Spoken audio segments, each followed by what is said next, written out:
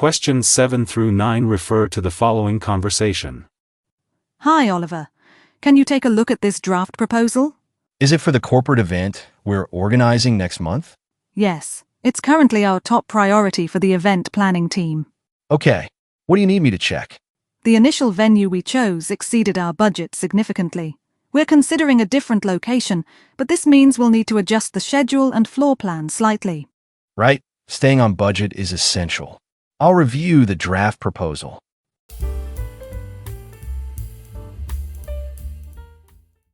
Questions 7 through 9 refer to the following conversation. Hi, Oliver. Can you take a look at this draft proposal? Is it for the corporate event we're organizing next month? Yes. It's currently our top priority for the event planning team. Okay. What do you need me to check?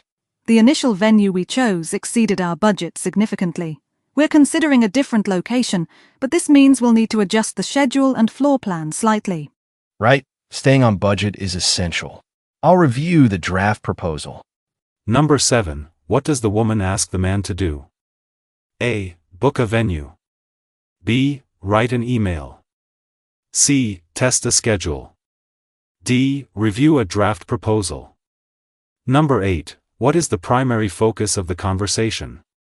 A. Arranging the event venue. B. Contacting a catering provider.